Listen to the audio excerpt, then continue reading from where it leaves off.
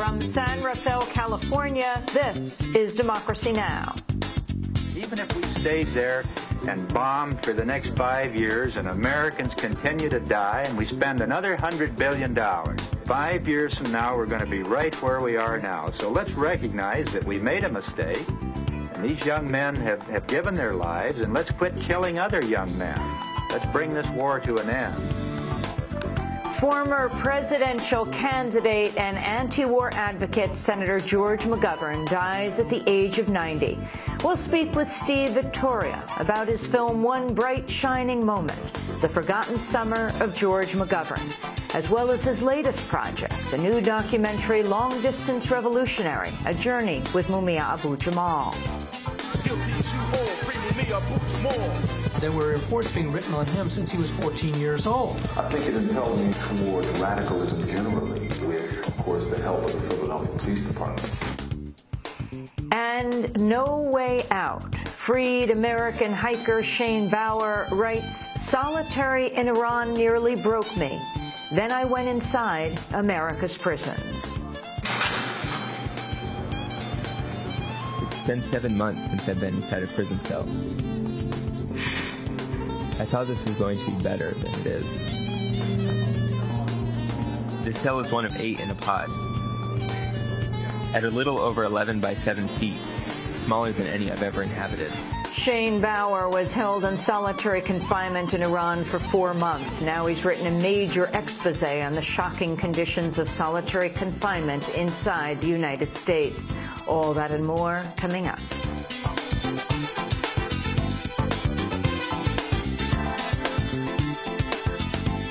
Welcome to Democracy Now!, democracynow.org, The War and Peace Report. I'm Amy Goodman. We're on the road in San Rafael, broadcasting from the Community Media Center of Marin. Both the U.S. and Iran are denying claims of having reached an agreement in principle for direct one-on-one nuclear talks. The New York Times reported Saturday a deal had been struck between U.S. diplomats and top Iranian officials, reporting to Ayatollah Ali Khamenei.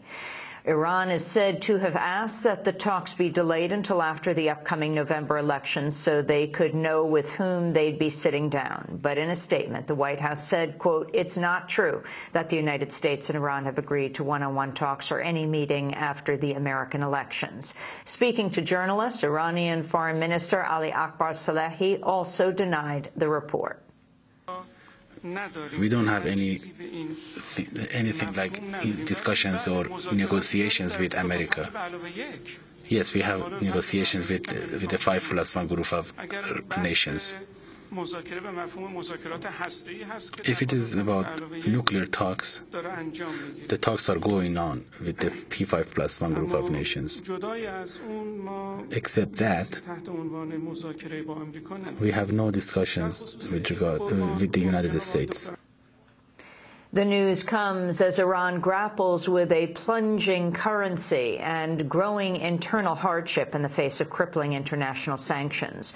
More broadly, Iran has proposed the establishment of a nuclear-free Middle East, but that call has gone all but ignored. A gunman killed 3 people and wounded 4 others at a Wisconsin spa Sunday before taking his own life. The shooter, Radcliffe Houghton, had recently been put under a restraining order and called upon to surrender his guns over a domestic violence case.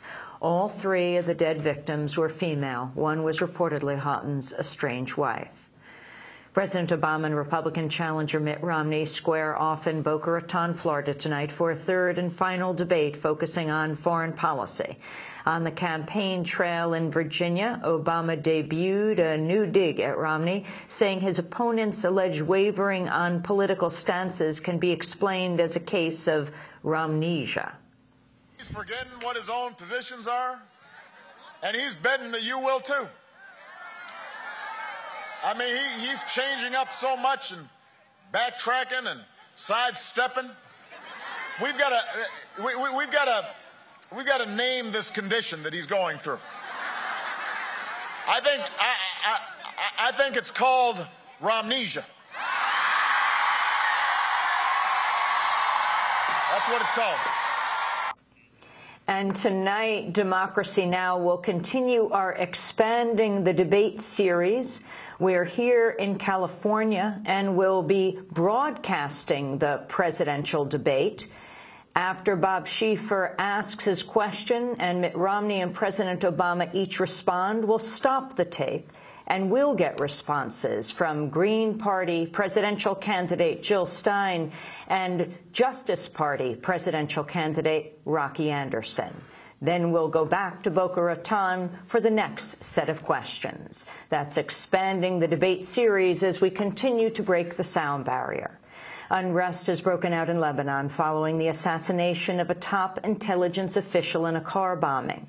The killing of Brigadier General Wissam al-Hassan prompted calls of Syrian involvement, leading to protests at the end of Hassan's funeral.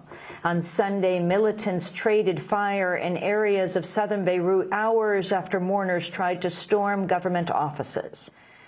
The Israeli Navy has seized a ship of Palestinian solidarity activists seeking to break the U.S.-backed siege of the Gaza Strip. The Estelle was the latest boat attempting to reach Gaza as part of the Freedom Flotilla coalition. On Saturday, Israeli Navy vessels surrounded the ship and deployed forces on board to seize the passengers, taking them to a prison inside Israel.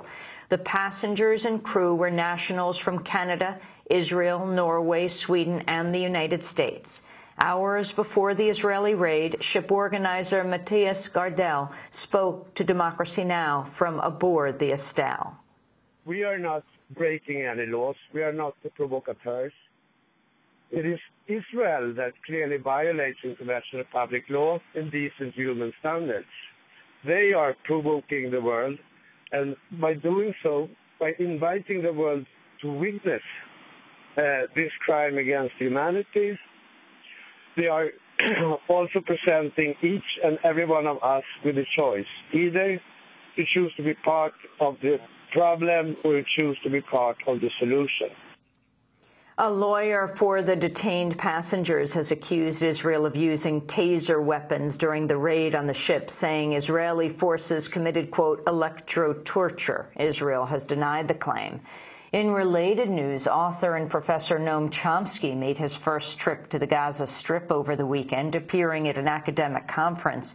During his visit, Professor Chomsky said he was inspired at witnessing how Palestinians survive under the Israeli occupation, and later expressed solidarity with the detained Estelle passengers seeking to break the blockade.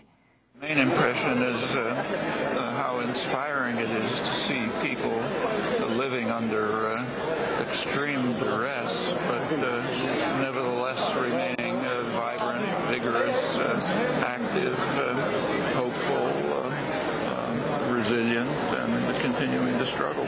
I should say that every time Israel stops a boat, that's another blow to its diminishing legitimacy and another element of support both to those who are resisting internally and to those who are opposing the policies outside. And sooner or later, the wave will sweep over the barriers.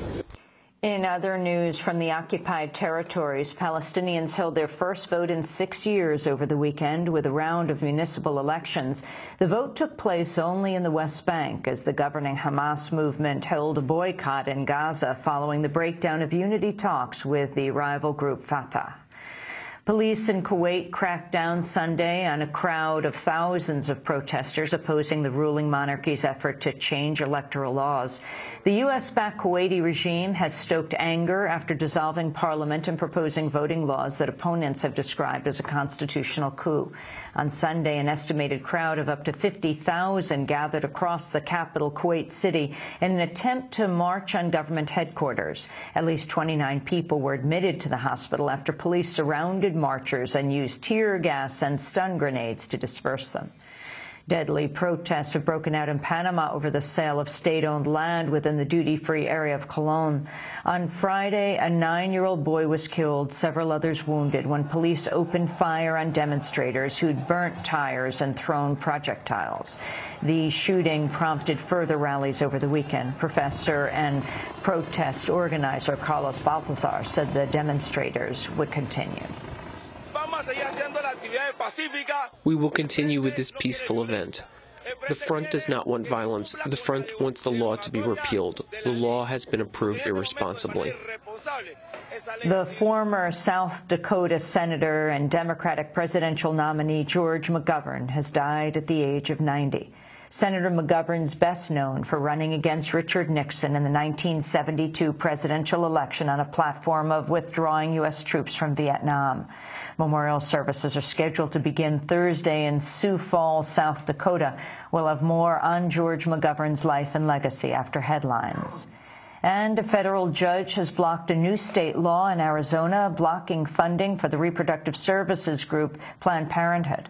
The law bans the use of public funds by state or local government to contract with any organization that provides abortions as one of its services.